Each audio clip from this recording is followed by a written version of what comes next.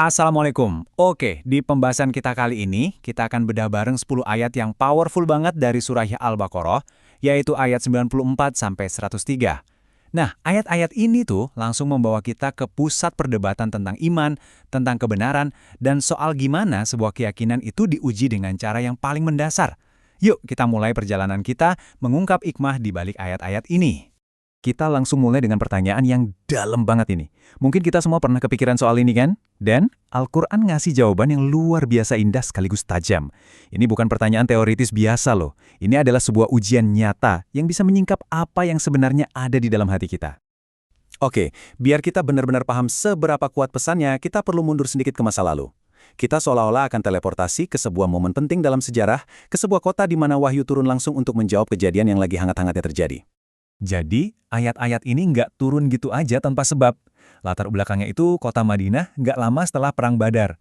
Nah, kemenangan umat Islam di Badar ini kan bikin posisi mereka makin kuat.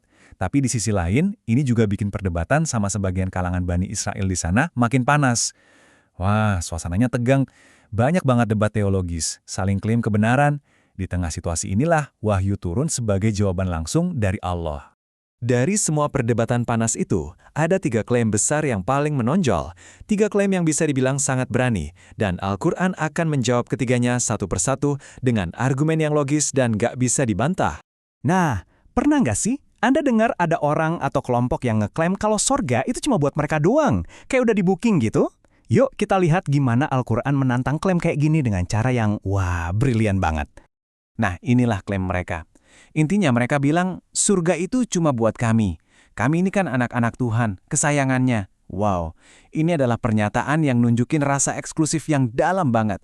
Seolah-olah surga itu warisan, yang udah pasti jadi milik mereka cuma karena garis keturunan. Nggak peduli lagi amalnya gimana.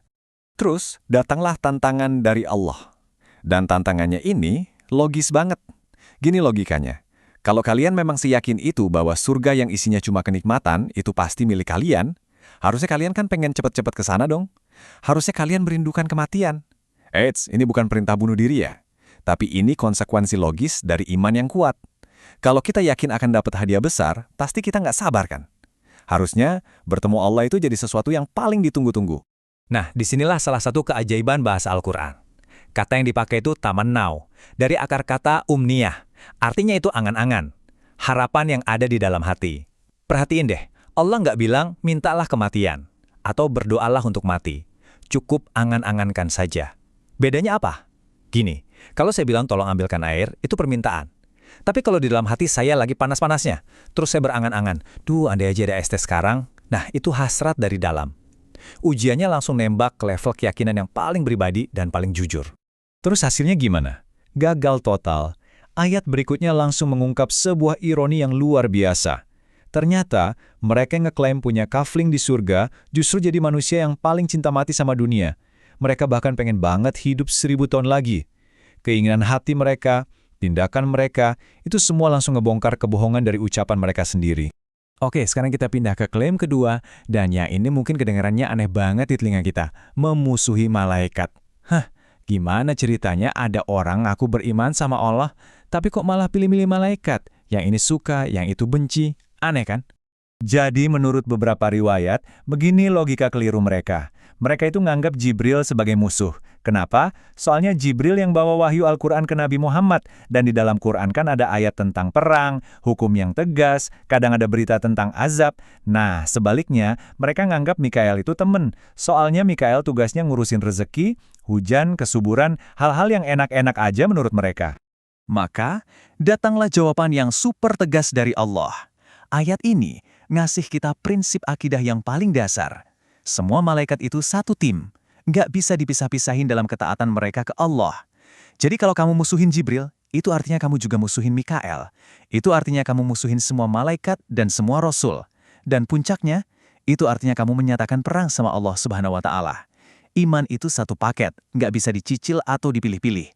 Isu ketiga yang diangkat ini adalah isu yang bahaya banget dan udah merusak akidah banyak orang sepanjang sejarah. Apa itu? Praktik sihir dan fitnah yang sangat keji yang mereka tuduhkan kepada seorang nabi yang mulia. Al-Quran meluruskan sejarah ini dengan rapi banget. Langkah pertama, Al-Quran menyebutkan tuduhan mereka, yaitu kekuasaan Nabi Sulaiman yang hebat itu katanya dari sihir. Langkah kedua, Allah langsung membela nabinya, Sulaiman itu tidak kafir. Kenapa? Karena sihir itu perbuatan kufur. Justru setan-setan yang kafir, karena mereka yang ngajarin sihir. Dan langkah ketiga, Al-Quran menjelaskan kisah Harut dan Marut di Babilonia, peran mereka adalah sebagai bagian dari ujian ilahi. Nah, kata kunci di sini adalah fitnah. Dalam bahasa Arab, akar kata fitnah itu artinya proses memanaskan emas pakai api, tujuannya buat misahin mana emas murni dan mana kotorannya. Keren ya? Nah, itulah hakikat ujian. Harut dan Marut ini diturunkan untuk jadi tes bagi manusia. Mereka memang ngajarin ilmu sihir, tapi selalu dimulai dengan disclaimer yang keras. Kami ini cuma ujian loh ya, jadi jangan sampai kamu jadi kafir gara-gara ini. Ini adalah tes kehendak bebas. Manusia mau pilih jalan iman atau jalan kekafiran. Terus, ayat ini ngegambarin sikap mereka ke kitab Allah dengan kata, nabadho. Ini bukan cuma meninggalkan biasa. Nabadho itu artinya melempar sesuatu ke belakang punggung dengan rasa jijik, dengan penghinaan. Coba bayangin gerakannya. Kuat banget kan gambaran visualnya? Ini adalah penolakan yang disengaja. Dan ini jadi pertanyaan buat kita semua nih. Ada nggak sih petunjuk dari Allah yang pernah kita lempar ke belakang cuma demi nurutin hawa nafsu kita?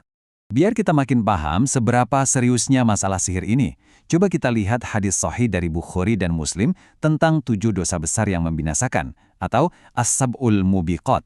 Setelah dosa paling besar, yaitu syirik, dosa kedua yang disebut oleh Rasulullah SAW adalah sihir. Ini menegaskan kalau sihir itu bukan main-main, tapi sebuah tindakan kekufuran yang benar-benar merusak. Oke, setelah kita jalan-jalan ke masa lalu, ngebahas konteksnya dan mendalami maknanya, sekarang waktunya kita tarik benang merahnya. Apa sih pelajaran penting dari semua ini yang bisa kita ambil buat hidup kita sekarang? Ini dia, beberapa prinsip dasar yang ditegaskan oleh ayat-ayat ini. 1. Surga itu diraih dengan takwa dan amal baik, bukan karena keturunan atau klaim kelompok tertentu. 2. Iman kepada malaikat itu harus total, nggak bisa pilih-pilih. 3. Sihir itu adalah perbuatan kufur yang bisa menghancurkan iman. Dan 4. Ini yang paling penting, tolok ukur iman yang sejati adalah nyambung nggak antara ucapan di lisan, keyakinan di hati, dan bukti dalam perbuatan. Kita tutup pembahasan ini dengan satu pertanyaan buat kita renungkan bareng-bareng. Kisah tadi itu kan cermin buat kita. Coba kita tanya ke diri sendiri, klaim-klaim iman apa sih yang kita punya? Klaim aku seorang mukmin atau aku cinta Allah dan Rasul-Nya? Pertanyaannya, apakah klaim itu udah benar-benar nyambung dengan apa yang ada di hati kita dan terbukti dalam tindakan kita sehari-hari? Semoga Allah kasih kita kekuatan untuk terus jujur pada diri sendiri dan selalu menguji klaim kita dengan kebenaran darinya.